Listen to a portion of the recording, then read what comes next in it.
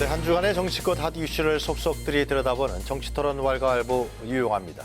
오늘도 뜨거운 토론을 펼쳐주실 세 분을 모셨습니다. 김형주, 김유정, 그리고 진성호 전 의원 나와 계십니다. 안녕하십니까? 안녕하세요. 안녕하세요. 네, 먼저 오늘 토론 주제에 들어가기 전에요. 지금 현안에 대해서 간단하게 세 분 의견부터 좀 듣고 토론 주제로 들어가도록 하겠습니다. 자, 여야 3당 교섭단체 대표 연설이 있었죠. 네, 어떻게 보셨는지 간단하게 좀 말씀해 주시죠. 먼저. 예. 20대 국회를 마무리 짓는 그 3당 교섭단체 연설이 좀 여러 가지 뭐 국가에 대한 어떤 평가 그런 것도 필요하겠습니다만 그동안에 국민들로부터 지탄받아왔던 국회에 대한 마무리 평가 이런 것들이 좀 있어야 되는데 실제로 우리가 뭐 예상했던 것처럼 각자의 얘기만 하고 끝났다는 아쉬움이 있고요. 또 기본적으로 정당의 정치를 함에 있어서 조금 더 상호 이해가 될 수 있는 공동의 기반이 있는 게 아니라 이번에도 역시 자기 이야기만 하고 남의 이야기는 매우 혹독하게 비판하는 그런 것의 어떤 악순환에서 벗어나지 못했다라는 한계를 그대로 노정했다. 저는 다 그렇다. 그렇게 보시는 저는 건가요? 그렇게 봅니다. 그래서 네. 기본적으로 뭐 여는 여대로 사실 뭐 대통령이 한 얘기나 마찬가지로 공정 이런 단어 열거에 네. 밖에 못 나갔다라는 부분이고 거기에 대한 뭐 다른 정당의 평가도 매우 말하자면 원칙적인 측면에서의 말하자면 새로운 모멘텀을 만들지 못하고 네. 뭐 똑같이 예상했던 상호 간의 총질을 하다 끝났다는 것이 가장 큰 아쉬움이라고 볼 수 있겠습니다. 김유정 의원님 어떻게 보셨습니까? 역대 교섭단체 대표 연설을 듣고 상대당에서 박수를 쳤던 적은 딱 한 번밖에 없는 것 같아요. 그래요?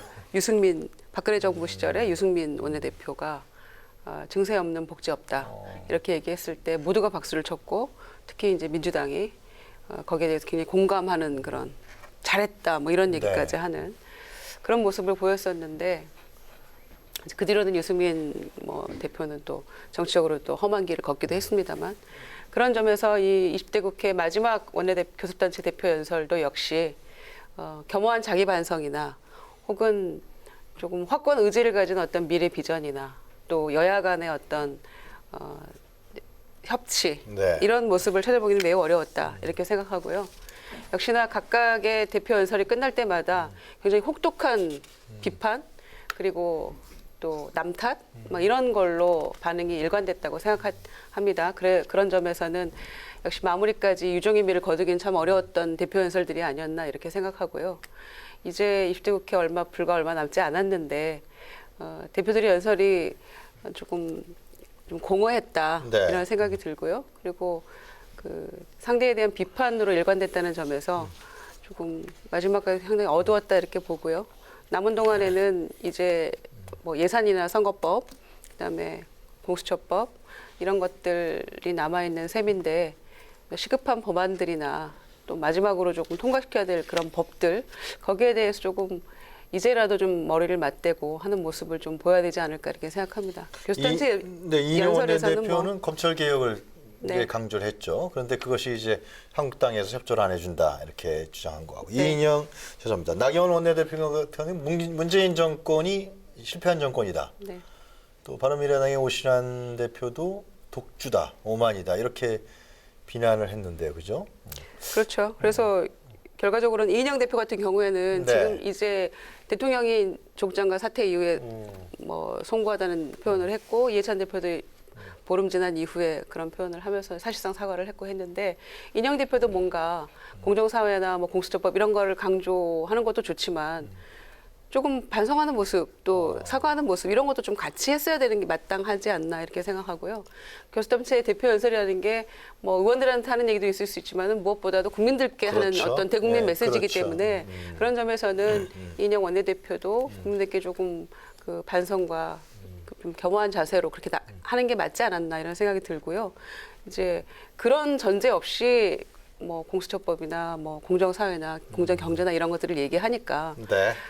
남 탓인 것 같고 조금 공허하게 들렸다 이런 비판이 나올 수밖에 없던 알겠습니다. 것이죠. 자, 진성호 전 의원 말씀 듣죠.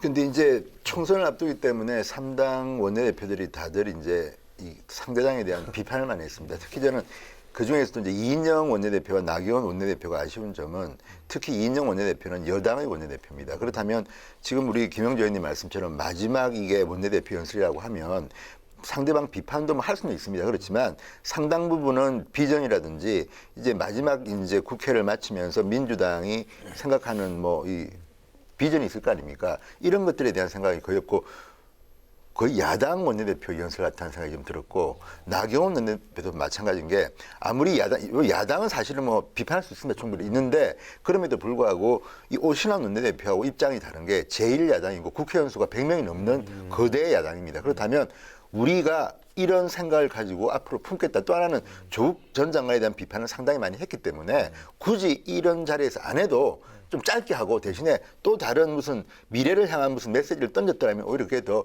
호소력이 있을 텐데 나경원 원내대표도 저부터 좀 실망스럽다는 생각이 들고 오신환 이제 원내대표는 조금 입장이 좀 난처해진 게 네.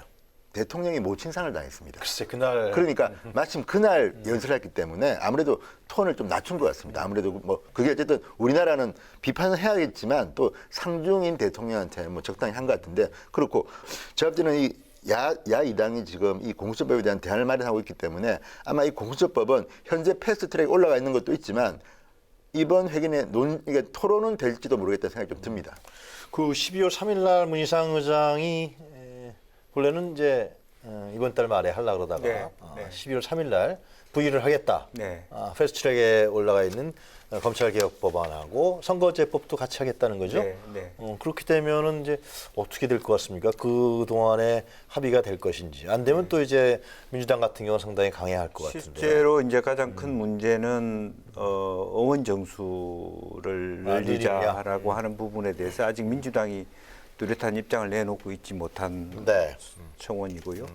또 뭐 자유한국당은 처음부터 아예 뭐 비례대표 자체 혹은 뭐 어떤 그 정수 자체에 대해서 근본적인 비례대표는 문제 제기를, 없애자라고 그렇죠. 해왔기 때문에 뭐 자유한국당은 제외시켜 놓고 보더라도 그런 부분에 대해서 예. 마지막까지 어떤 12월 3일까지 절충안을 만들어 올 수 있을 것인지 그다음에 이제 공수처법도 예를 들면 기소권에 대한 문제에 대한 여러 가지 내부적인 그러니까 큰 틀에서 공수처법안에 동의하지만 기소권을 다 줄 것인지라고 하는 김영주 부분. 의원께서 보시기에는 예. 어떻게 그 한국당을 빼고서 지금 네네. 민주당이 그렇게 추진하는 것 같은데 여야 사당이 이 문제에 대해서 합의가 가능하다고 보세요? 한 달 안에? 뭐 실제적으로 민주당이 그 유연하게 만약 움직인다면 네. 사실은 뭐 가능할 수도 있다고 생각이 드는데 기본적으로 이제 21명에 대한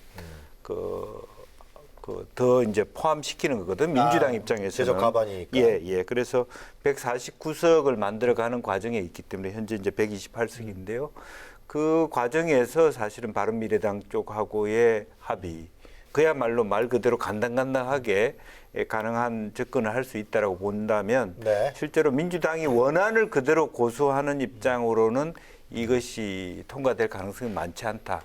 그렇다면 한두 개 정도는 사실은 그 큰 뜻에서 야당에 동의하지만 이견이 있는 부분에 대해서 민주당이 받아 안아야 되는 예. 뭐 기소권에 대한 줄이는 걸 받아들이든지 또 일정 정도 의원 정수를 민주당은 예를 들면 뭐 지역구를 줄이는 부분은 얘기하고 있습니다만은 이 전체 의원 총수의 정원 같은 건 아직까지 네. 논의 안 하고 있습니다만 예컨대 330석을 맥시멈을 했을 때 315석이라든지 그래요. 310석이라든지 이런 데 대한 안까지도 논의할 수 있어야만 누가 결정권, 협상권을 가지고 합의에 이룰 수 있지 않겠냐 그렇게. 바른미래당이라든가 민주평화당은 지금 선거제법이 가장 큰 관심이죠.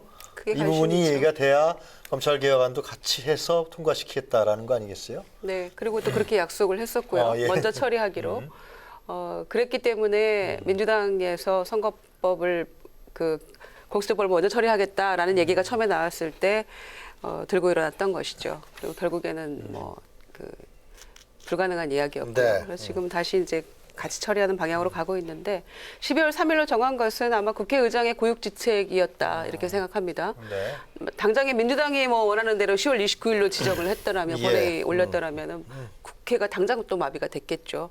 그리고 뭐 한교안 대표 같은 경우에는 공수처법 이런 거는 다음 국회로 넘겨야 된다고까지 얘기를 했었는데 뭐 그거는 어불성설이라고 생각합니다만 또 이제 한국당의 공식적인 입장은 1월 정도로 가야 된다 이런 거였잖아요. 그러니까 10월 말과 1월 중순 중에서 예산안과 또 선거법 그다음에 예. 검찰개혁법을 동시에 처리할 수 있는 방향으로 가기 위한 12월 3일이 아닌가 이렇게 생각하고요. 민주당이 지금 조국 사태 때문에 이 버린 시간이 거의 석 달 가까이 되기 때문에 예. 이제 반환점을 돌잖아요. 대통령 그 임기가 절반이 지나가기 때문에 11월이면은 그래서 이번 국회에서 이 검찰개혁법과 선거법을 통과시키지 못한다면 이 정부는 성과가 거의 없게 되는 거나 전 다름없다고 생각합니다. 내년 총선이 결과가 어떻게 될지는 누구도 예측할 수 없기 때문에 네. 지금 이렇게 칼을 뽑았을 때 어떤 뭐라도 좀 정리가 되어야지 그렇지 않고서는 이제 제도적인 어떤 정비, 법적으로 개혁하는 것 이거 외엔 남아있지 않기 때문에 그 야사당과 이게 그 절충안이 예. 가능하겠느냐라는 질문보다는 어떻게든 민주당이 이거를 해답을 끌어내야 되고 네. 이거를 통과시키기 위해서 그래요. 대폭 양보를 하더라도 이거는 마무리 지어야 된다. 그렇게 자, 필연적으로 해야 된다 이렇게 지 의원님, 생각합니다. 우리 토론 주제에 지금 못 들어가고 있는데 간단하게요. 지금 이대로 가면은 예를 들면은 뭐 봐야겠지만 한국당을 배제시킨 상태에서 여야 4당의 선거법과 뭐 검찰개혁안이 본회의에 부의되고 상정될 수도 있거든요. 어떻게 보십니까? 근데 이제 중요한 거는 문희상 의장의 12월 3일 부의입니다. 네. 이 자체 팩트가 사실은 굉장히 국회를 흔들어 놓았습니다. 지금 민주당의 이인영 원내대표는 상당히 좀 격앙된 분위기로 그때 막 항의를 했습니다. 왜냐하면 민주당이나 이 범여권은 이게 10월 29일인가 8일인가 부의되고 그다음에 이제 논의를 하자고 한 건데 문희상 의장의 일종의 반란일 수도 있습니다. 왜냐하면 그날 아침 그 전날 오후에도 이인영 원내대표가 문희상 의장을 찾아갔다고 합니다. 그럼에도 불구하고 답을 주지 않고 있다가 바로 이렇게 12월 3일로 넘겨버렸는데 이게 말로는 이 고통의 순간을 조금 연기시킨 거로 보이지만 네. 그렇게 보지 않는 게 12월 3일과 지금의 분위기는 완전히 다릅니다. 그러니까 12월 3일은 예산안의 최고죠. 또 하나는 내년 총선이 있는데 국회의원들은 이제 12월 중순쯤 되면 예비후보 등록을 합니다.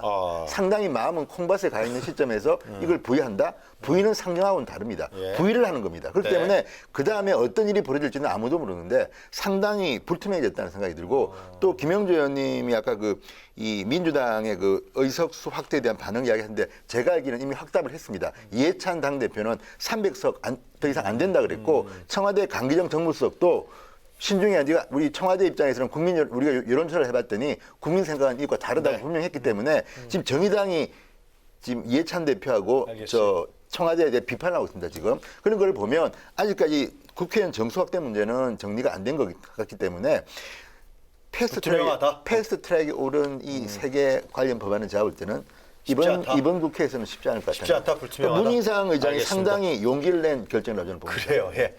자, 더 진전된 내용은 뭐 다음 주라든가 또 토론 주제에서 더 진행하도록 하고요.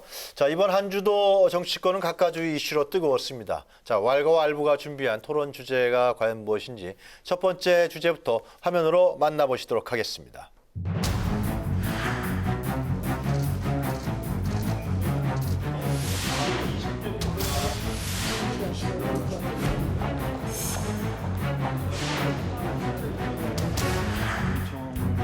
그래서 위원장을 바꿔주시면 총선이 이제 6개월밖에 안 남았습니다. 국민과 함께하는 총선 과정을 만들어 나가겠습니다. 민주당의 가치를 공유하는 참신한 인물을 영입해서 준비된 정책과 인물로 승부를 하도록 하겠습니다. 대한민국을 여러분과 같은 새로운 인재들이 당에서 일어난 세 분에게 인사를 갖게 된 것을 대한민국의 미래가 내년 총선에 달려 있습니다. 또 총선 승리는 우리 당의 변화와 혁신에 달려 있습니다. 167일 총선까지 남은 날짜입니다. 압승해서 국민들께 기쁨을 드릴 수 있도록 함께 뜁시다.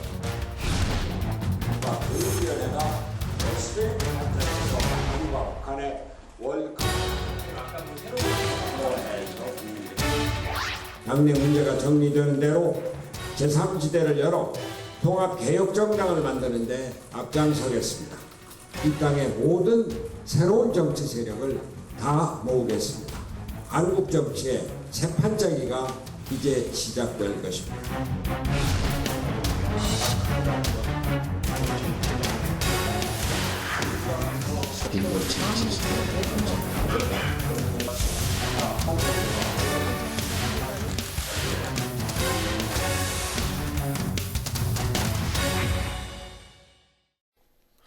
월가을보 오늘의 토론 주제는 4.15 총선 모두 전환 여야의 전략은 무엇인가입니다. 자, 내년 4월 총선을 앞두고서 여당인 더불어민주당과 제1야당인 자유한국당이 각각 총선 기획단 구성을 마무리했습니다. 본격적인 선거 준비에 돌입한 것이죠. 민주당은 집권당이 보여줄 수 있는 비전과 새로운 인물을 내세워서 국민의 기대에 부응하겠다, 그런 입장이고, 한국당도 1차 인재 영입 발표와 함께 물갈이 전략을 그리고 그런 검토를 동시에 진행하면서 총선 준비에 박차를 가하고 있습니다. 자, 이제 총선이 5달 앞으로 남아 있는데요. 각 당의 총선 준비가 어떤 상황인지 한번 함께 이야기 나눠보도록 하겠습니다. 먼저 집권 여당부터 좀 얘기를 좀 진행시키죠.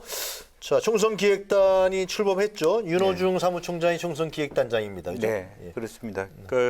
실제로 뭐 윤호중 사무총장이 기획단장을 맡는 부분에 대해서도 뭐 당내 이런저런 얘기가 있다고는 합니다만은 이것은 총선 이제 기획단장이라고 하면 상당한 네. 파워를 갖는 거죠? 네, 그것은 이제 전통적으로 보면 제가 이해찬 대표하고 일을 해봐서 알지만 어쨌든 여러 가지 당내의 그동안의 뭐 관행이 어떻다라고 하는 걸 떠나서 본인이 생각할 때 이 사람이 중책을 맡아야 된다 그러면 뭐 당에서 어떤 반대를 하더라도 이해찬 대표가 그동안 해왔던 것이 사실이기 때문에 굉장히 윤호중 총장을 신임하는 거네요. 신임한다고 봐야 되고요. 네. 또 그렇기 때문에 이제 그에 대한 무게를 더 실어줄 거라고 보여지고 또 뭐 최근에 여러 가지 일련의 사태에도 불구하고 본인이 끝까지 내년 총선을 진두지휘하겠다는 이해찬 대표의 의지가 네. 이렇게 윤호중 사무총장으로 나타나고 있다, 그렇게 보여집니다. 네. 그동안에 당 안팎에서 인재를 물색하고 영입하는 일을 많이 해왔고 네.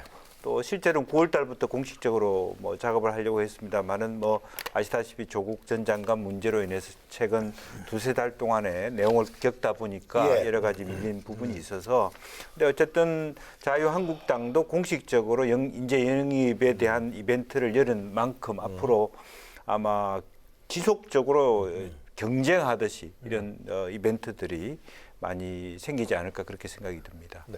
총선 기획단장을 사무총장인 윤호중 의원을 임명한 걸 보면은 지금 말씀하셨지만 이해찬 대표가 총선에 대한 공천이라든가 여러 가지 전략 전술을 부분에서 책임지고 가겠다라고 밝히는 거나 마찬가지죠. 어떻게 보세요? 그런데 이제 이해찬 대표는 본인의 지금 생명이랄까요? 본인의 권위가 지금 까딱까딱합니다. 그러니까 조국 전 장관과 관련해서 일단 이철희 의원 그리고 표창원 의원, 쉽게 하면 스타 정치인입니다. 어쨌든 초선이긴 하지만 민주당에서 제가 볼 때는 그 정도 이름이 알려진 의원이 그렇게 많지 않습니다. 5명에도. 그런데 이분들이 내년 총선 불출마한다고 했습니다. 그 이면은 뭘까요?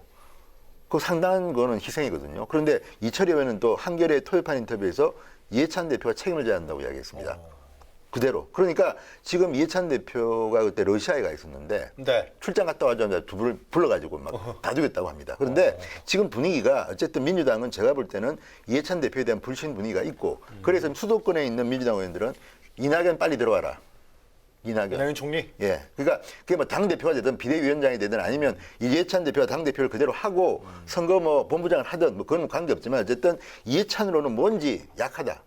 이해찬 이미지가, 그러니까 뭐냐면 또 하나는 이해찬 대표가 그래서 또 밀려가지고 조국 사태와 관련해서 국민들한테 매우 송구하다, 좀 애매한 사과를 했습니다. 이게 조국 장관 임명한 게 잘못됐다는 건지 아니면 국민들한테 분란이 이게 나뉘어서 그런 건지 모르지만 송구하다고 했더니 갑자기 민주당의 게시판 책임당원, 권리당원인가요? 게시판이 하루에 글이 3배로 늘면서 이해찬 사퇴하라. 그게 뭐냐? 난 당신 입에서 조국을 사퇴시키기 위해서 미안하다는 말이 나올 줄 알았더니 반대의 말이 나왔다. 그러니까 지금 민주당의 고민은 뭐냐면 문재인 대통령 열혈 지지자층하고 또 국민 정서와 좀 비슷한 이제 조금 중도의 지지자들 간에 지금 이 간극이 있는 겁니다. 그 중간에 이해찬 대표가 끼어 있는 겁니다. 그러니까 이건 제가 볼 때는 이해찬 대표의 잘못이라고 보기도 좀 그렇습니다. 왜냐하면 누가 그 자리에 있더라도 이런 비판을 받을 수밖에 없는 건데, 그러다 보니까 지금 총선 기획단이라는 이게 윤호중 사무총장이 했는지도 지금 우리 잘 모릅니다. 왜? 언론에 노출이 안 되니까. 조용히 가고 있는 겁니다. 근데 물론 이 전략이 저는 나쁠 수도 있고 좋을 수도 있는데 우리가 빨리 지금 이게 잘했다 못했다는 모르지만 어쨌든 이해찬 대표 체제가 지금 흔들리기 때문에 지금의 민주당의 이 총선 전략은 제가 볼 때는 앞으로 몇 번 더 수정될 가능성이 높습니다. 지금 현재 왜냐하면 지역구를 알겠어요. 다니는 의원들은 네. 그런 이야기를 이미 하는 거거든요. 근데 문제는 익명으로는 이야기하지만 이게 언젠가 표출되게 되면 이해찬 대표가 지금 앞에 쓰는 건 문제가 있다. 그렇죠. 아니 그러니까 보셨을 제가 때 그렇게 이야기하는 게 아니라 민주당 내에 그런 의견이 많다고 합니다. 그럼 그건 뭐 그런 얘기 예. 맞나요? 뭐 잠깐만요. 그 여러 가지 이제 예. 그 뭡니까 최근에 이제 건강 문제나 종합적으로 보여지는 문제라든지 예, 그런 의미에서 좀 그 또 여러 가지 현재의 뭐 경제 현황이라든지 기조 자체가 민주당에 있는 여당의 지역구 의원들 입장에서는 상당히 좀 어려운 처지에 있기 때문에 조금 더 안정되고 좀 더 이렇게 그 건장해 보이는 리더가 총선을 치렀으면 하는 바람이 있을 수도 있겠습니다. 그러나 기본적으로는 뭐 그렇다고 해서 당장 이렇게 뭐 갑자기 총리를 끌어들여서 뭐 바로 뭐 그런 요구는 있을 수는 있겠습니다만은 그 부분에 있어서도 과연 총리로 있는 게 더 좋을지 총리가 당에 와서 돌아다니는 것이 더 좋을지는 또 다시 계산해 봐야 될 문제가 아닌가. 총선 기획단에서 큰 그림을 그리겠죠. 네네. 일단 네네. 그렇게 보여지는데 김유정 전 의원께서는 지금 이러한 민주당의 움직임에 대해서 어떻게 보시는지 궁금하네요. 그러니까 족 장관이 사퇴하고 한 보름 16일 만에 지금 당대표 사과가 있었어요. 근데 이제 그 정례 기자 간담회 형식을 빌어서 원래 11월 5일 예정에 좀 땡겨서 한 거죠.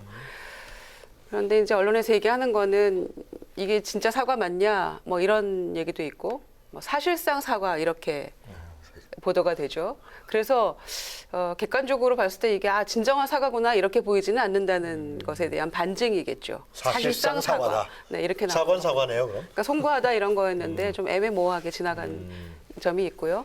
이제 아까 그 극성 당원들의 이제 지지자들의 얘기가 나왔었는데 그 얘기는 이제 기자들과의 Q&A 질문일답에서 나온 얘기잖아요. 사퇴 얘기가 있는데 어떻게 생각하시냐 그랬더니 70만 당원 중에 한 2,000명 정도가 지금 그렇게 얘기하는 거니까 큰 문제 아니라고 생각한다 이렇게 답을 했어요.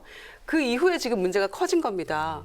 우리는 조국을 지키지 못한 이해찬 대표에 대해서 사퇴할 것을 요구한다라는 오히려 게시판이 더 와글와글해진 거죠. 네. 이제 그 사태를 지켜보면서 과연 이 열혈 지지층만으로 이 총선을 치를 수 있을 것인가? 이게 좀 표의 확장성이 있어야 되는 거 그렇죠. 아니에요? 그런 점에 있어서 이해찬 대표의 입지라는 것이 과연 어떠한 것인가를 당에서 고민하겠죠.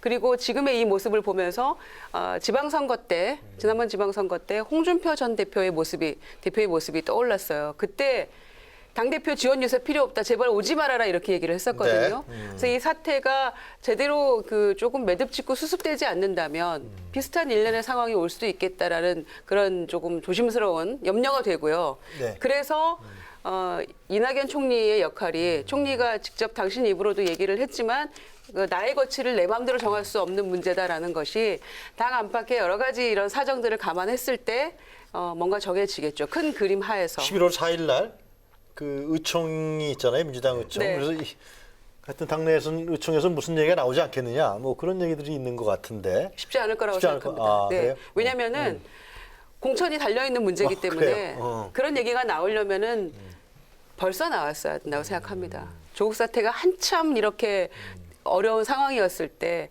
그 양쪽의 갈등이 최고점에 달했을 때 네. 정말 국민들이 굉장히 피로감이 컸잖아요. 거기에 대해서 분노도 많이 했고 그때 정말로 뜻있는 사람들이라면은 그때 얘기를 했어야 맞다. 바른 얘기들을 했어야 되고 직언도 네. 했어야 됐다. 그런데 이제 총선 목전에 두고 이제 5개월 반 남았거든요. 오늘 11월 1일이잖아요. 그러니까 이 얼마 안 상황에서 남았네, 정말. 그렇게 바른 말을 하기가 쉬울까요? 이해찬 대표가 특히 바른 말 하려고 하면 의총에서 막 X자 하고 하지 말아라 이런 그 모션까지 취하는 그런 상황인데 쉽게 얘기할 수 있을까요? 저는 속은 부글부글해도 말로 꺼내기 쉽지 않을 것이다. 그래서 11월 4일 의총을 주목하고는 있어도 과거의 않다. 민주당 모습과 현재를 쭉 지켜본 사람으로서 네. 쉽지 않을 것이다 이렇게 생각합니다. 제가 하나 여기서 좀 그래요? 말씀드리면 근데 지금 의총도 의총이지만 지금 밖에서도 굉장히 활발한 움직임이 좀 있어 보이는 이유가 정세균 총리론이 어제 그제 상당히 지금 여의도하고 이 뜨겁게 지나갔습니다. 그게 이제 언론에 보도되고 했는데 이유가 뭐냐면 정세균 국회의장을 지내신 정세균 의원이 총리로 간다더라, 후임 총리로. 네. 그리고 이낙연 총리는 프리가 되는 겁니다. 그러면 그렇게 되면 이낙연 총리는 비례대표를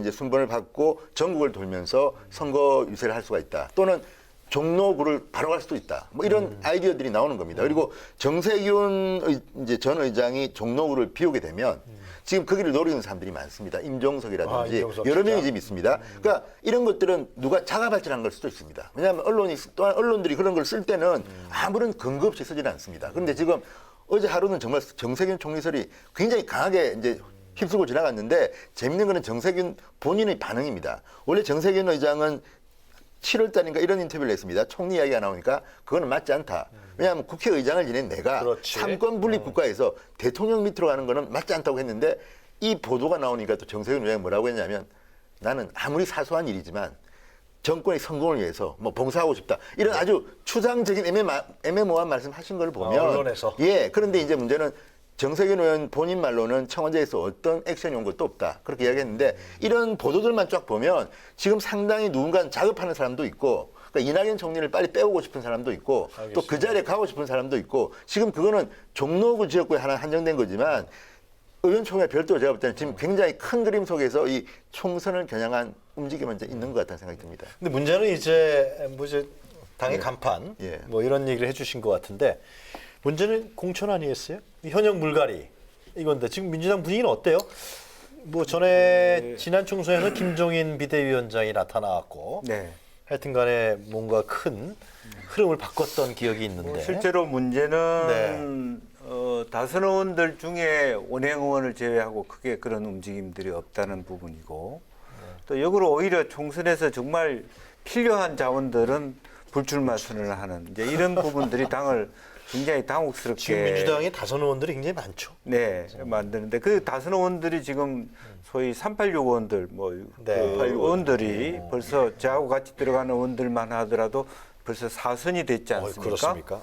조정식 의원을 비롯해서 우리 세대에 그런 이제 중간에 떨어졌다 한 분들도 뭐 3선 의원 이런 예. 것들이 많기 때문에 지금 100세 시대로 보면은 그 아직 50대 중반인데 그걸 또 뭐 중후반? 3선, 4선, 예, 중후반이라고 하는 거를 3선, 4선 했다가 정치 이제 그만해라 하는 것도 사실은 야박한 부분들도 있지만 또 어쨌든 전체적으로 보면 전체의 물갈이 폭이 그래도 30-40%를 바꾸는 40%까지는 아니더라도 그런 흐름들이 있어 왔기 때문에 아마 그런 데 대한 내용들이 근데 없지 어떻게 않아. 물갈이를 할 거예요? 이게 경선이잖아요, 경선. 네네. 이제 그런 부분들이 이제 여러 가지 가산점의 뭐 무슨 숫자를 통해서 한다든지 이제 그런 부분들이 생길 것 같습니다. 그런데 실제로 한편으로 보면 오히려 왜 이런 현상이 일어나냐 하면 이 비례대표 젊은 의원들이 정치하기가 상당히 힘들어졌다라고 네. 하는 부분이고 시대 흐름상으로도 또 나이 드신 분들 중에서 비례대표 했던 부분들이 꼭 굳이 지역구를 가야 되냐는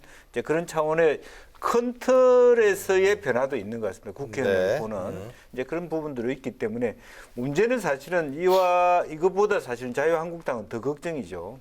알겠습니다. 그만두기로 했던 분들이 더 자유한국당 악착같이 얘기는? 가능성이 많아져 가니까 조금만 이따 네, 얘기하고요. 네, 마지막으로 김정은께서 실제로 청년이라든가 여성이라든가 신진 인사들이 지금 예를 들면 민주당, 한국당도 마찬가지입니다만 제일 집권당인 민주당에서 공천받기가 어떨 것 같아요? 그게 쉽지는 않은데요. 네, 쉽지는 않은데 이제 이건 좀 자기적으로 해야 되는 건가요? 그렇죠. 그러니까 당의 의지를 가지고 하지 않으면 어렵다 이렇게 생각하고요. 참 불가사의인 것은 그러니까 해마다는 아니죠. 이 선거가 돌아올 때마다 네. 소위 뭐 새로운 피, 젊은 피, 수혈 무혈, 이런 얘기 나오고, 물갈이. 예, 물갈이 나오고, 그다음에 뭐 참신한 네. 뭐 개혁성 있는 인재, 뭐 이런 얘기를 하면서 늘 새로운 사람들을 영입한다고 하는데도 국회는 왜 이렇게 똑같이 엉망이 되어 돌아가는지 그게 참 불가사의한 일이라고 저는 생각합니다. 네. 그리고 그때 지금 이제 물갈이 대상이 된 의원들이 처음에 국회 들어올 때의 모습을 생각해 보십시오. 다 젊은 피였고 그때. 다 영입 대상이었고 꽤 됐어요, 개혁적인 네. 인물들이죠. 그런데 이제 오래됐는데 저는 그 지점이 문제라고 생각하는 겁니다. 이번에 조국 사태처럼 어려운 상황에서 우리가 생각할 때 초선 재선만 가지고 정치를 할 수는 없는 거거든요. 그래서 중진과 원로들의 지혜라는 게 필요한 것인데 그렇죠. 얘가 옛날 같으면 중진 연석회의에서 중지를 모으고 그리고 또 지혜를 짜내기도 하고 위기를 헤쳐나가기도 했었는데 이번에 민주당에서 그런 모습이 전혀 없었어요. 정말 그런 게 전혀 없었어요. 없었어요. 3선 이상 중진 연석회의라는 걸 하거든요. 지도부 회의할 때 같이.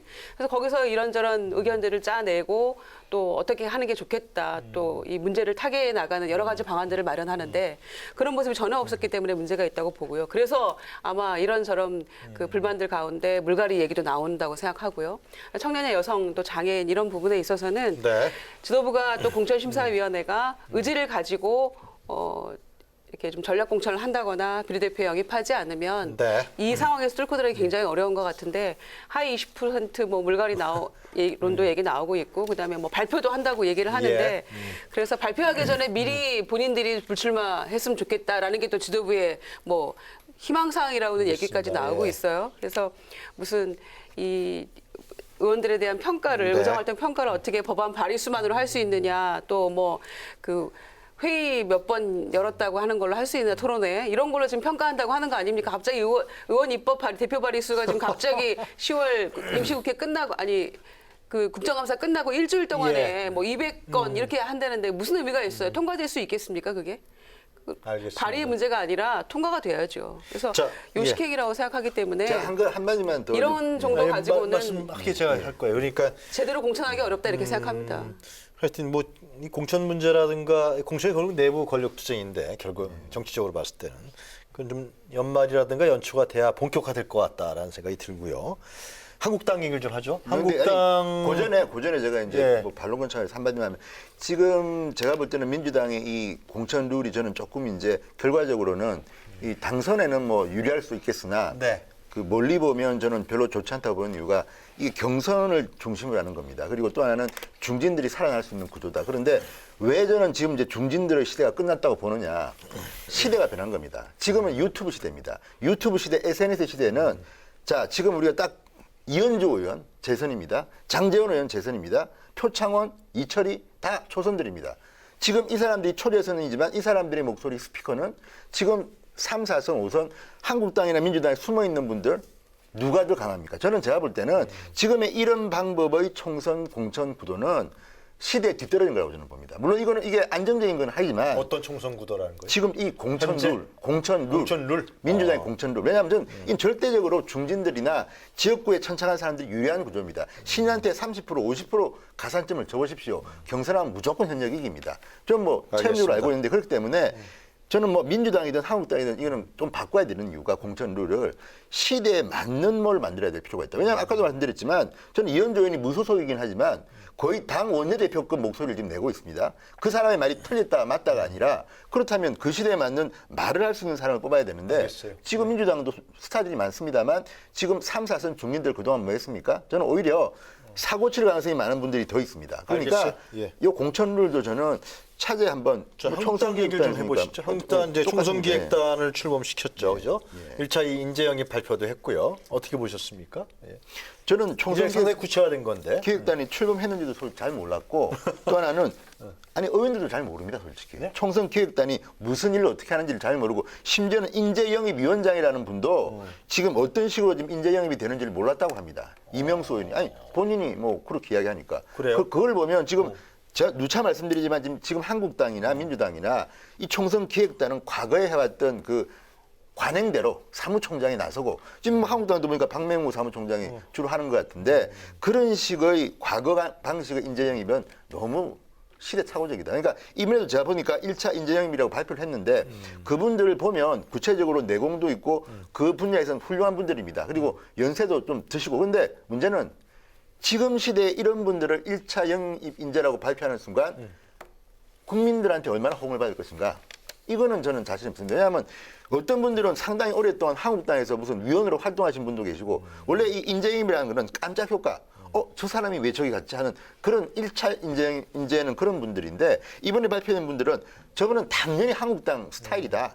뭐 연세라든지 커리어라든지 또는 저는 이번에 박찬주 전 대장이 이번에 논란이 됐는데 이분은 사실은 어떤 의미에서는 재인 정권의 안보 정책에 대해서 비판할 수 있는 가장 적임자 중 한 명입니다. 그럼에도 불구하고 일단 갑질 논란을 완전히 해소하지는 못한 사람 아닙니까? 어쨌든 물론 지금 이 무혐의 받고 재판도 무죄 받고 몇 개는 이제 씻었습니다. 몇 개 혐의는 그렇지만 완전히 다 씻지는 않았습니다. 그러니까 알겠어요. 이게 그런 걸 보면 지금 한국당도 인재 영입 1차 발표를 했다고 하지만 국민들로부터 생각보다는 기대만큼의 박수를 못 받는 이유는 그런 과거와 같은 방식의 인재 영입 행사였다는 생각이 듭니다. 자, 김영주 의원 느껴보시죠. 한국당의 지금 인재 영입 발표, 총선기획단 출범. 네, 뭐 오늘 이제 제가 뭐 또 뒤에 금주의 한 끝에서 그런 얘기를 좀 그래요? 다루기 때문에. 다루셨어요? 근데 그거는 이제 근본적인 얘기입니다만은 방금 진 의원님 말씀하다시피 깜짝 인사가 없었다. 충분히 누구도 저분은 좋은 분이고 저분의 성향은 자유한국당 스타일이다. 이런 부분들이 있다라고 하는 건데 지금 안타까운 것은 실제로 한교안 대표도 그렇고 영입받아 오신 분들도 그렇고 자기의 포지션이 확고하지 못하다는 것들을 얼마나 예측할 수 있느냐. 한교안 대표가 아슬아슬해 보이는 이유가 그런 겁니다. 지금 인재 영입으로 온 분들한테 어떤 확약을 해줄 수 있느냐. 그렇죠. 실제 본인 오신 분들은 비례대표로 가면 앞순위라고 생각해 왔을 것이고. 이분들은 지금 공천이 어느 정도 황 대표한테 보장받고 무슨 근거가 있습니까? 그렇지 없나요? 않죠. 예. 아니, 그 이야기도 했습니다. 예. 이번에 인재 영입했다고 해서 반드시 국회의원 출마하고 이런 것들은 아니다는 이야기를 했기 때문에 예. 황교안 대표가 사실상 인재 영입 과정에 많이 개입돼 있는 게 아니었나요? 아니 그런데 개입됐고 본인이 자신을 가지고 좋은 박찬주 대장도 직접 글쎄 대전까지 말이에요. 가서 모셔오시고 했다고 그 필요하고 좋은 과정이라고 생각하지만 실제로 봐봐야 그러면 그 한교안 대표 스스로가 총선 과정 통해서 얼마나 말하자면 고초 끝에 하나의 비례대표 의석의 번호가 확정되는지를 몸소 체험하지 못했던 분이라고. 그리고 또 나경원 대표가 그런 부분에 대한 좀 터놓고 하는 말하자면 소통이 부족해 있는 상태에 있기 때문에 그걸 당해서 우려하는 게 더 많다라고 보는 거죠.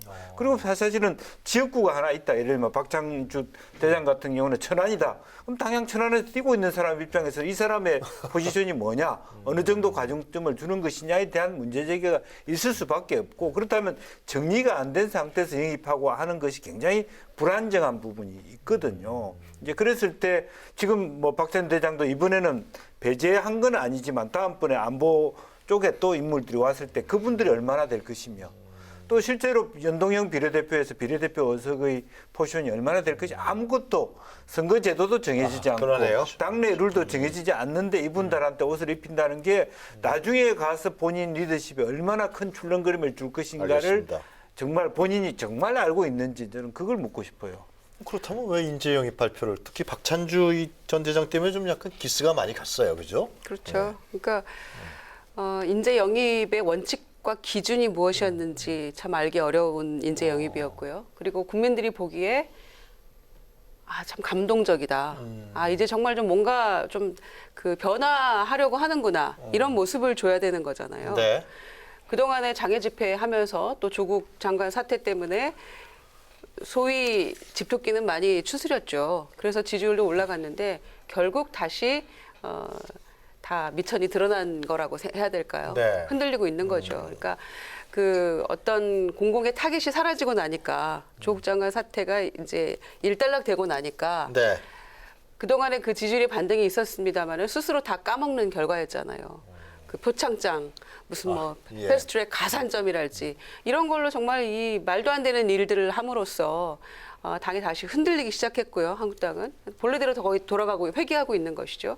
그러니까 여기에 더해서 이 갑질 논란으로 굉장히 공분을 자아냈던 박창주 대장 때문에 그것도 대표가 직접 가서 뭐 얘기해서 영입했다고 해놓고 또 다음 날 발표할 때는 빼고 네. 또 그러고도 뭐 버리는 카드는 아직 아니다. 귀한 분이다. 이런 얘기 해가고 있으니까 헷갈리는 거죠. 국민들 보기에 헷갈리는 거고 과연 저 당이 제1야당으로서 수권정당으로서 변화하려고 하는 것인가 개혁하려고 하는 것인가 준비가 되어 있는가 네. 이런 거에 대해서 의구심 가질 수밖에 없기 때문에 이번에 인재 영입은 글쎄요. 또 민주당이 섣불리 또 뭐 고맙다 오히려 뭐 이런 얘기까지 했잖아요. 이 인재 영입 보고 별 특별한 거 없다 이런 얘기도 했었기 때문에 내부에서는 뭐 잘했다라고 할지 모르겠습니다만은 당장 최고위원회 지도부에서 반발했기 때문에 네. 뺀 거잖아요. 발표에서 이랬던 것처럼 한국당이 이제 그 조국 사태가 좀 지나가고 나니까 다시 우왕좌왕하고 있다 이렇게 보여서 총선 기획단이 어제 발족을 했습니다만 예, 역시 여기도 알겠습니다. 갈 길이 먼 자, 땅이다. 그럼 진성호 전 의원께서는 지금 한국당의 인재영 케이스라든가 공천 방식 상당히 문제가 있다고 지적하신 것 같은데 앞으로는 이게 어떻게 그럼 돼야 된다고 보세요? 한국당에서 공천이라든가 인재영 케이스를. 저는 일단 아까 뭐 이분들이 문제가 있다는 것보다는 이런 식의 여러 명을 한 10명 정도를 갖다 모아놓고 인재영입니다. 저는 이거는 민주당이든 한국당이든 누구든 간에 과거에 이런 식은 저는 안 맞다고 보는 이유가 일단 과거에는 당 총재가 제왕적인 권력이 있었습니다. 그러니까 내가 데리고 오면 자 당신 여기 자 비례대표 5번 찍어 합니다. 지금은 그런데 점점 민주화되면서 뭐 한국당도 과거 김무성 대표 시절에는 아예 저 비례대표는 따로 심사위원회를 만들어서 니들이 해라. 지금은 또 뭐 그 토론을 해서 뽑는 그런 방식도 지금 이야기되고 있습니다. 그렇기 때문에 이제 당 대표를 할지라도 내가 데려온 사람을 박을 수가 없습니다. 지금 예를 들어 지금 말씀처럼 박찬두 전 의원이 훌륭한 분이긴 하지만 지금 천안을을 나갈지 계룡을 나갈지 모르지만 그러면 거기에 누군가는 있습니다 지금. 그렇다면 그분과의 조정 그러면 얘 뭐 가산점을 줄 것인가? 이것도 원칙 근거가 없지 않습니까? 그러니까 이게 당은 당규가 있기 때문에 들어올 분들은 나는 공천에 탈락하더라도 당원으로 들어오겠다고 하든지 아니면 비례대표는 저는 줄 수 있다고 봅니다. 왜냐하면 어느 정도의 그 국민적 관심을 갖는 인물은 특히 박찬주 장은 논란의 인물입니다. 제가 볼 때는. 왜냐하면 사드 배치를 했던 사람입니다. 이분이. 그래서 그 탄압으로 이런 탄압을 받았다고 주장하는 분도 계시기 때문에 저는 충분히 이야기 된다고 봅니다만 그런데 문제는 1차 영입 대상으로 발표할 때 1호가 박찬주라는 게 맞느냐. 이거는 저는 국민 눈높이를 황교안 대표가 잘못 읽은 것이다. 그리고 그 있는 많은 분들이 다 훌륭한 분들이지만 이분들 다 보면 나이도 있고 웬만큼 좋은 대학 나와서 웬만큼 좋은 대학도 교수하고 이건 아닙니다. 한다면 저는 어떤 비판보다는 수구의 경우에는 예를 들어서 내년에 수도권에는 전면 여성 공천만 하자든지 아니면 30대만 하자든지 당 내부의 중앙위원회의 전 총의를 모아서 당의 공천 전략을 짜고 거기에 따라서 그게 맞는 인재를 영입하는 그런 부분들이 좀 나와줬으면 좋겠다는 건데 공천이 그렇게 될까요? 잘 안 되지만 공천하게 되면 완전히 대단하잖아요. 잘 안 되지만 사실은 서구적 정당에서의 어떤 당의 권위를 가지고 공천을 하고 영입하는 대표 개인의 말하자면 잘 안다 모른다. 예를 들면 과거에 민주당의 김종인 의원 같은 사람 아는 분들 모셔다가 1번 주라 2번 주라 이런 것도 말이 안 되는 얘기잖아요. 네. 사실은 그런 의미에서 우리 정당의 미래의 모습은 사실은 조금 그런 알겠습니다. 모습이라도 보여주기를 바란다는 거죠. 자, 바른미래당 얘기 좀 해볼까요? 바른미래당 좀 그죠. 정리 좀 예전에- 해주세요. 바른미래당은 지금 어떻게 돼 있습니까? 그 매크론 플랜 이런 거 다 좋은데요. 2012년 19대 총선 때 한명숙 대표의 회심의 역작이 이현주 의원이었어요. 지금 이현주 의원의 모습은 어떤지 우리가 한번 생각해 볼 필요가 있다고 생각하고요. 그때는 굉장히 뭐 엄청난 인재 영입 이렇게 했었죠. 알겠습니다. 자, 바른미래당 같은 경우는 지금 이제 당권파, 비당권파로 쪼개지는 것뿐만이 아니고요. 그 내부에서도 또 잘게 쪼개지는 너무 복잡해요. 그런 상황이어서 저도 사실은 뭐 그 옆에서 들어도 잘 모르겠어요. 예, 잘 모르겠는데 결국에는 이 정치적인 어떤 이 철학이나 뭐 그런 거에 어떤 교집합 없이 이렇게 만난 사람들은 헤어질 수밖에 없다 이런 생각이 들고요. 그래서 바른정당과 애초에 국민의당, 이 바른미래당이 됐을 때는 잘못된 만남이었다라는 것을 다시 한번 강조하고 싶고요. 네. 결국에는 이 손학규 대표와 유승민 의원이 지금 버티기 싸움이었잖아요. 사실은 명분 각자의 나름의 명분을 가지고 버티기 싸움이었는데 손학규 대표의 승이라고 봐야겠죠. 유승민 의원은 나가는 겁니다. 네, 유승민 의원은 12월에 나가겠다 이렇게 얘기하니까 당장 나가라 또 이런 얘기까지 하고 어디로 있는데, 가나요? 그러니까 새로 신당을 만들겠다는 신당을 건데 만들겠다고. 보니까 빈손 쥐고 갈 수는 없는 거 아닙니까? 한국당하고 합치더라도 그러니까 그 본인이 가지고 있는 어떤 정치적 지분이라는 게 있어야 되니까 네. 그래서 신당 만들겠다는 것이고 또 남은 당권파에서도 과거 국민의당계도 좀 쪼개지는 것 같고요.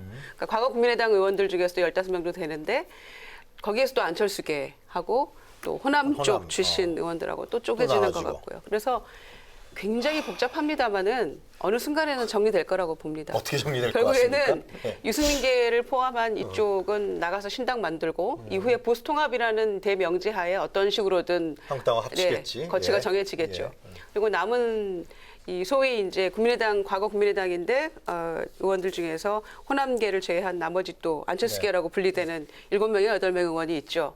이분들 같은 경우에는 비례대표가 대부분이에요. 그래서 이제 비례대표에 대해서 어떻게 이제 이거를 당에서 정리를 할 것인가. 뭐 출당 조치를 시켜주면은 이분들은 뭐 불감청 고소원이겠지만 의원직을 유지하고 싶을 방법은 그거밖에 없으니까요. 그런데 그렇게 해주겠습니까? 안 해주겠죠. 그러면은 만약에 이제 여기서 더 이상 있을 희망이 없다라고 하면 탈당을 하면 의원직 네. 상실하는 거고 그 위에 또 대기하고 있는 순번이 남아 있는지 모르겠습니다만은 줄줄이 또 이제 올라가는 것이죠. 그래서 그 부분까지가 정리가 되려면 12월 중순 말 이 정도 될 것 같고요. 그 이후에는 또 새로운 신당에 대해서도 손학규 대표도 또 언급을 한 바가 있기 때문에 대한신당과의 어떤 정치적 교감, 손학규 대표는 지금 제3지대를 계속 강조하고 있던데 보관이 강조하고 있는 있고 건가요? 신당 얘기도 하고 있기 때문에 저는 애초에 늘 제가 말씀드렸던 것처럼 대한신당과 합쳐질 수밖에 없다. 이렇게 손학규 생각합니다. 대표가 네. 당권을 쥐고 있으면서 같이 합친다. 네, 그러면서 제3지대의 정당을 새로 만들어낸다. 네, 유승민 의원은 나가고 그렇게 그런 될 식으로 수밖에 정리가 없다고 된다. 생각합니다. 그런 그렇기 게 때문에 그림인가요? 왜냐하면은 유승민 대표가 버티면서 이렇게 있었던 이유가 소 대표는 계속 의심했던 거 아닙니까? 이렇게 당을 가지고 바른미래당과 이 한국당과의 어떤 통합이랄지 그거는 결사 반대하는 것이고요. 네. 안철수 대표도 바른미래당을 애초에 만들 때 한국당과의 어떤 연대나 통합 이런 거는 반대하면서 만들었기 그렇다면 때문에 이제 네. 한국당과 바른미래당, 뭐 보수 대통합, 우리도 공화당까지 그런 그림을 좀 손학규 대표가 당권을 쥐고 있느냐는 쉽지는 않겠네요, 그죠? 그죠? 근데 그리고 유승민 의원이 나가서 같이 한국당하고 결합하는 이런 방식의 보수 대통합이 구상이 될 수 있습니까? 그렇죠. 근데 이제 보수 대통합이라는 거는 지금 추상적인 말뿐입니다. 그러니까 자, 황교안 대표가 우리 공화당하고도 손잡을 수 있고 유승민하고도 손잡을 수 있고 다 잡을 수 있다고 했습니다. 반문연대입니다. 이를테면. 그런데 네. 문제는 그것이 액션으로 옮기려면 상당히 골치 아픈 문제들이 많이 있습니다. 왜냐하면 그래요? 어떤 게 있습니까? 집토끼들은 유승민을 싫어합니다. 어. 반대로 손학규 대표와는 결이 완전히 다른 손학규 대표는 조금 진보 성향의 중도라면 유승민 의원은 중도라기보다는 사실 보수에 가까운 사람입니다. 그렇기 때문에 뭉칠 명분은 있지만 탄핵 당시의 앙금 때문에 유승민을 싫어하는 이 한국당의 많은 당원들이 있습니다. 그건 현실이고 또 반대로 우리 공화당 아주 이제 이 우파 쪽으로 많이 있는 분들은 뭐 조원진 의원, 홍문종 의원 좋아하는 분들도 많지만 또 많은 중도적인 한국 당원들은 싫어합니다. 그러니까 이런 상태에서 어떻게 통합을 할 건지 과거를 묻지 마세요를 제대로 한다면 저는 가능할 것 같지만 감정적으로는 이게 쉽지 않을 수도 있다는 생각이 들고 또 하나는 손학규 대표의 문제인데 지금 손학규 대표는 어쨌든 이번에 그 최측근이죠 문병호 최고위원이 나가버리면서 제가 볼 때는 상당히 상처를 입은 거로 봅니다. 그러니까 지금 어떻든 이 바른미래당의 진보 성향의 중도 의원들 또는 호남 지역 의원들은 지금 김유정 의원님 말씀대로 그런 식으로 이제 합칠 가능성이 높은데 네. 그 과정에서 그러면 손학규의 지분은 뭔가 하는 문제입니다. 제가 볼 때는 별로 없을 것 같습니다. 알겠어요. 손학규 대표 본인도 나는 남고 다른 분을 모시겠다고 했는데 그게 박지원 의원도 말하는데 그 누군가가 전 중요하다고 봅니다. 아니, 그런데 말이죠. 그게 없으면 저는 보수 힘들어요. 대통합 부분도 관심을 상당히 갖는 것 같은데요. 결국 선거가 다가오면은 그렇게 합종 연행하지 않겠어요? 예를 들면 유승민 의원 그룹이라든가 변혁 그룹이라고 그러는데요. 그 다음에 이제 우리 공화당 그리고 이제 한국당이 중심이 돼서 그렇게 대통합 구조를 가져가면서 선거에 임하게 되지 않을까 싶은데 어떻게 보세요? 그건 모르겠습니다. 왜냐하면 지금 또 네. 다른 제3의 보수 신당이 나올 수도 있습니다. 어떤 왜냐하면 게요? 아니 이런 겁니다. 지금 문재인 대통령이 참 싫다. 지금 문재인 대통령 인기가 많이 떨어졌습니다. 그런데 문제는 그걸 대한 세력으로서 한국당은 어떤가? 얘도 난 싫다.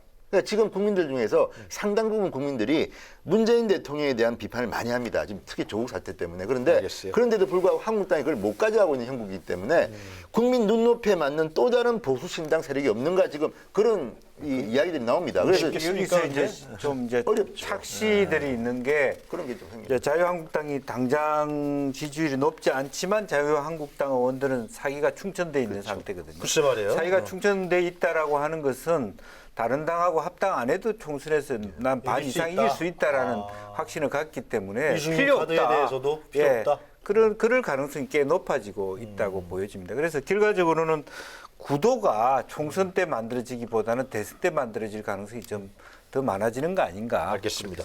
자, 정의당 얘기 간단하게 하고 우리 주제 정리할까요? 네. 정의당 어떻게 보세요? 정의당 얼마 전에 심상정 대표도 국회에서 연설했죠. 비교섭단체 대표 연설을 했습니다. 네.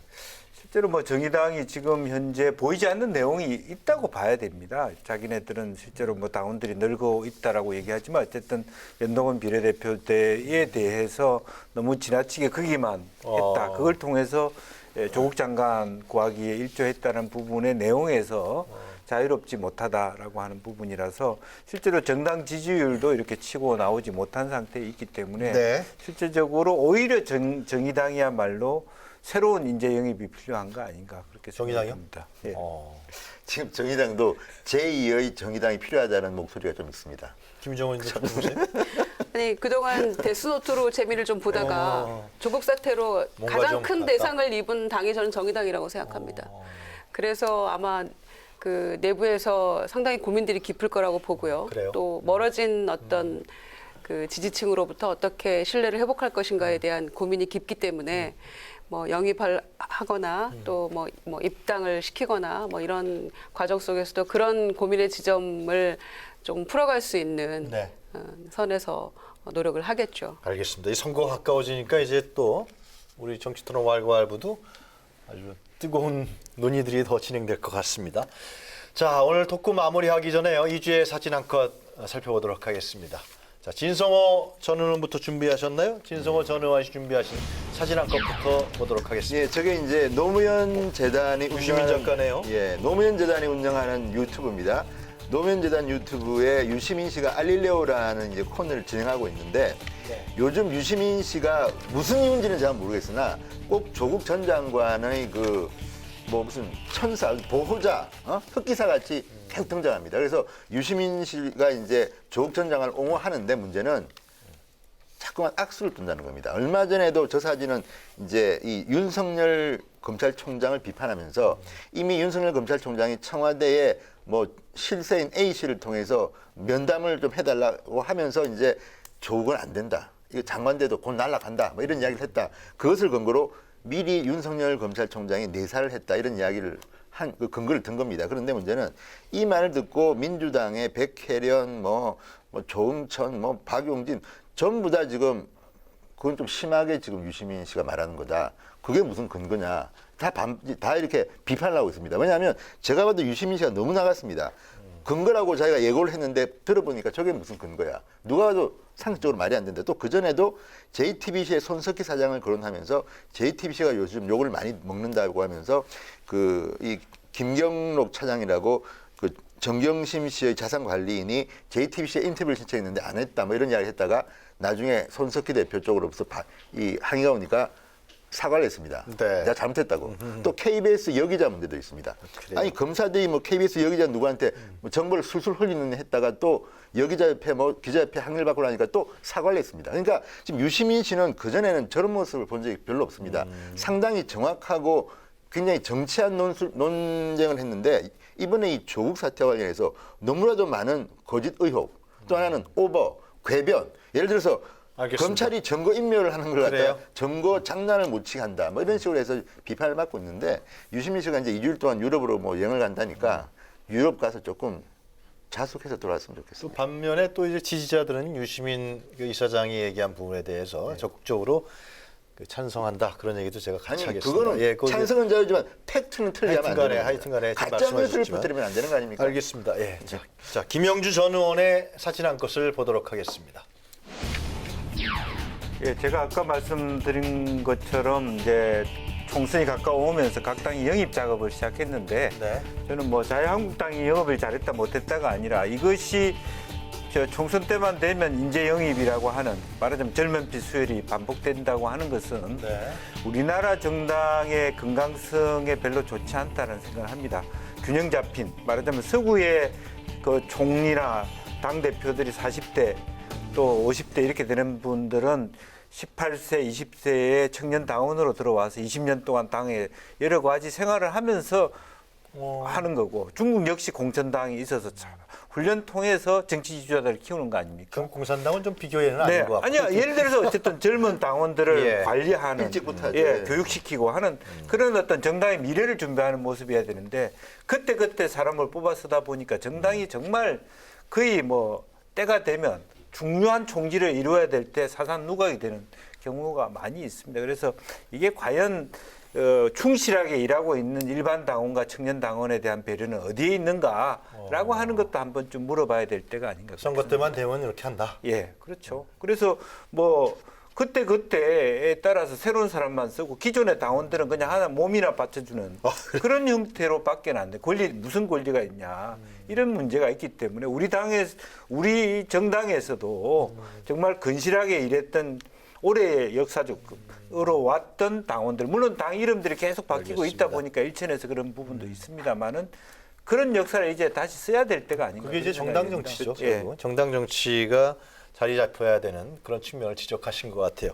자, 김유정 전 의원의 사진 한 컷을 보도록 하겠습니다. 네, 그 세월호 유가족들이 전면 재수사를 요구하는 그런 네. 피켓팅하고 있는 모습인데요. 어제 사회적 참사 그 특조위죠. 거기에서 세월호 그 구조 과정에서 여러 가지 문제에 대해서 이제 중간 발표가 있었습니다. 그런데 너무 좀 충격적이고 굉장히 분노했는데요. 그러니까 이제 학생을 구조를 했는데 그 당일날 오후 5시 4분에 구조를 했는데 병원에 도착한 거는 밤 10시 5분이었고 5분 지나서 사망 판정을 공식적으로 말도 안 받은 되는 거죠. 얘기예요, 정말. 정말 말이 안 되는 것인데 그 배 안에 있던 이제 원격 진료를 통해서 심폐소생하는 모습을 또 보여주면서 그 목포에 있었던 의사가 빨리 옮겨라 병원으로. 헬기로 이동했으면 20분이면 도착한다는 거죠. 맥박도 있었고요. 그런 상황이었는데 3번의 기회를 다 놓치고 그 헬기들에는 서해청장, 해경청장들이 의전용으로 탔다는 거죠. 그리고 마지막 한 번의 헬기마저도 그냥 빙빙 돌다가 가버렸어요. 착륙도 안 하고. 그리고는 오후 7시 몇 분쯤에는 해경이 아예 그냥 그 자의적으로 이 사망 선고를 해버렸고요. 의사 외에는 할 수 없도록 되어 있는 것이죠. 그리고 처음 구조 발견 당시에는 맥박도 있었고 숨쉬고 있었던 아이였는데 결국 이 구조 참사라고밖에 할 수 없는 이 상황에 대해서 누가 도대체 책임질 것인가. 정말 이 5년 반이 지났거든요. 이 세월호 참사가 일어난 지. 그런데 그때 당시에 구조도 정말 제대로 안 됐던 것이고 어떻게 해서 이런 일이 발생했는지에 대해서 어떤 것도 진실도 밝혀지지 않은 상황이기 때문에 어제 아마 그 발표 이후에 네. 굉장히 다들 충격에 빠져 있고 특히 그 유가족들은 뭐 이루 말할 수 없는 아픔이겠죠. 네. 그래서 무슨 문제가 있었는지 전면 재수사가 필요하다고 보고요. 또 검찰에서 이 부분에 대해서 낱낱이 조금 밝혀서 다시 한번 이 재수사할 필요가 있겠다. 윤석열 이렇게 검찰이 생각합니다. 좀 이런 부분에서 좀 여러 가지 힘을 좀 발휘했으면 좋겠다 그런 생각합니다. 네, 특조위 조사가 이제 네. 끝나고 공식 자, 발표가 사회적 나면 참사 특조위가 밝힌 세월호 참사 당시 구조 수색 과정의 문제점은 정말 충격적이었습니다. 이 소식을 지켜보는 대부분의 국민들은 울분을 감출 수가 없었습니다. 하지만 현재까지 드러난 이 사실만으로도 확실한 것은 어쩌면 살릴 수도 있었던 학생을 죽도록 내버려 두었다. 참 이런 말을 어떻게 할 수 있는지 모르겠습니다만 하여튼 검찰은 2014년 이후에 300여 명을 소환하면서 수사를 한다고 했는데 지금까지 처벌받은 정부 책임자는 해경청장 단 한 사람뿐이었습니다. 검찰 수사 다시 한번 짚어봐야 될 것 같습니다. 세월호 공소시효가 이제 1년 5개월 남았다고 하는데요. 다시는 이런 비극이 되풀이되지 않도록 철저한 진상규명, 책임자 처벌 반드시 이루어져야 한다. 그렇게 생각이 드는데요. 5년 지났는데 이런 얘기를 또 저희가 해야 된다는 사실에 대해서 너무나 안타깝고 아주 슬픈 것 같습니다. 자, 정치토론 와이가 오늘은 여기까지입니다. 세 분 수고하셨습니다. 저희는 다음 주 금요일 이 시간에 다시 찾아뵙겠습니다. 감사합니다.